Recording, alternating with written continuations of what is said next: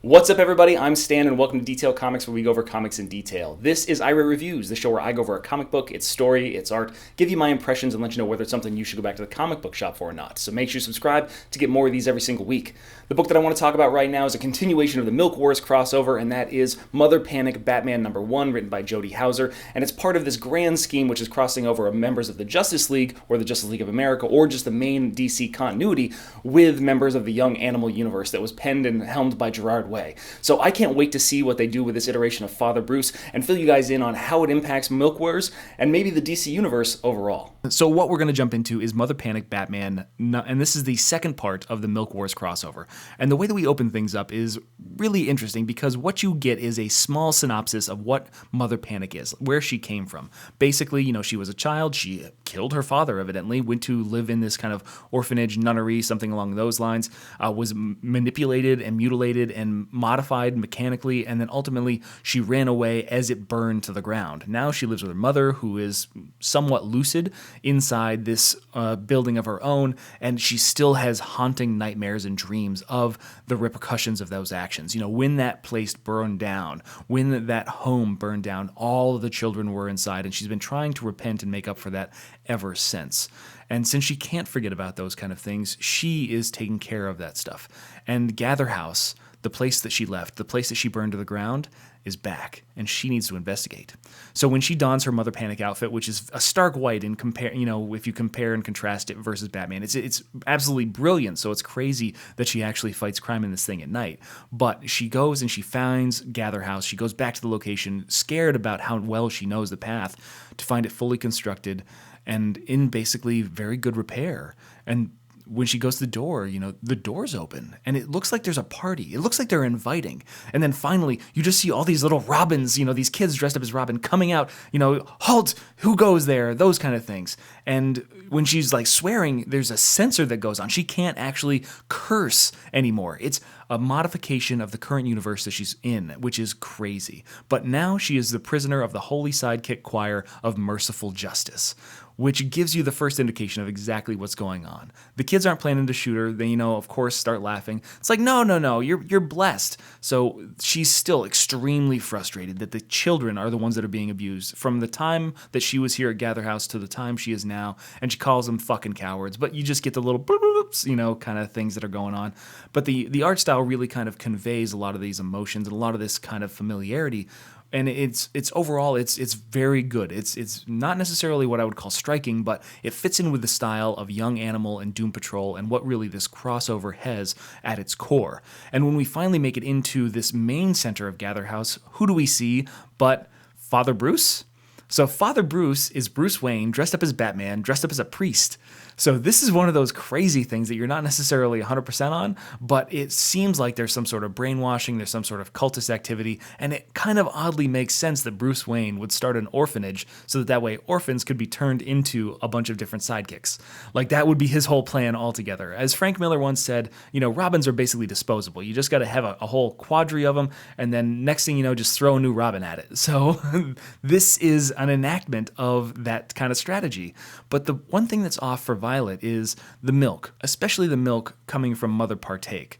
This does not necessarily seem right. Of course, Father Bruce goes into everything that's really going on in here. They baptize the children. They go in as poor pauper children. They come out as sidekicks that can, help out with the best, and they can go off to fight in the war against Christmas and all these kind of things. But the milk, the everlasting milk, praise the milk, because that's what's given these people the real foundation, the real belief, the belief that they can be something greater than themselves and what's really changed things. And if you read JLA Doom Patrol, or at least checked out my review on it, you know that the milk delivered by Milkman Man and what they're using in retcon to do this is not the best thing to be ingesting.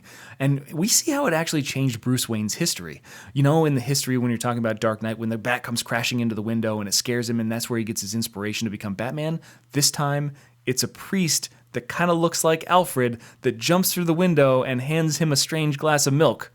So that's not creepy or weird in any way. But at the request of the priest, he drinks the milk and he says, "I will become a priest," and that's where we kind of get to the point where we're at. Of course, Violet doesn't believe this at all, and she's just like, "Oh yeah, your parents being murdered made you happy." And he's like, "Well, it worked out in the end." But as the mother partake goes to grab Violet, She sees what could be her history. Maybe she's welcomed with open arms into Gather House. Maybe she makes friends, plays basketball, sits by the poolside, talks to boys, has parties, helps raise these kids alongside Father Bruce. Maybe, but no. Because she knows this one girl that's about to go into the transformation chamber. She has saved her twice, and this child has gone through everything that she possibly can, more than a child ever should. And that's where we kind of run into the issues, because all of a sudden, Violet is fighting against Father Bruce, and Father Bruce is very much Batman, and then finally she grabs a gun, and the next thing you know, she shoots! And she blasts Mother Partake into nothingness, spilling the milk all across the ground and breaking the spell that had held Father Bruce as the milk pours from him. It's almost like his body is expunging it now that there's no control over it. And shit just got weird. The children need to get out, and then Violet does what she does best, which is burn hell to the ground. As they walk away, the building engulfed in flames, all these sidekicks ready to go out into the world. Bruce is about to take these kids and help protect them, but the last one, wants to stay with Mother Panic. So she brings her home, kind of houses her in a room, almost like a kind of Dick Grayson, Jason Todd, Tim Drake kind of situation. It's interesting, but Rosie wants to be her sidekick, and we'll see how that goes from there. But ultimately, Violet goes down to see her mom, and her mom obviously knows that Batman's there because she's got these clairvoyant powers that we can't explain, knowing that Batman's there, and knowing that Batman is Bruce Wayne, which really surprises the hell out of Bruce. So he's just immediately, is she doing magic or is she a metahuman? It's like, we don't know, but we're trying to figure it out. But Cave Carson has sent me this cybernetic eye and told me that there's a big deal. Swamp Thing has discovered the retcon office with himself, so that way we need to bring everybody in so that way we can conquer this and destroy it and make sure that the universe turns back to normal.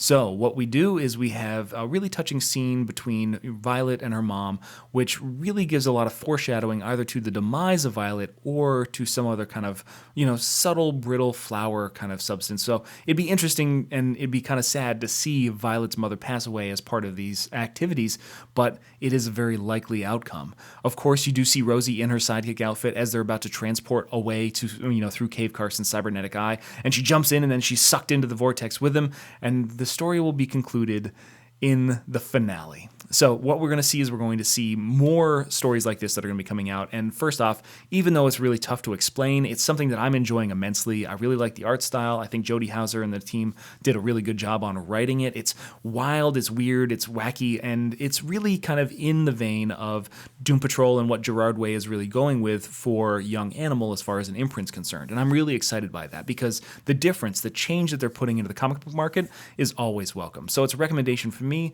but I want to know what you guys think too, so hit me up in the comments down below so we can start that conversation. As always, if you like the video, like, share, and subscribe. Make sure you tune in to get more news, reviews, and commentary on comic books, comic book movies, comic book TV shows and games, and anything and everything inside the world of comics.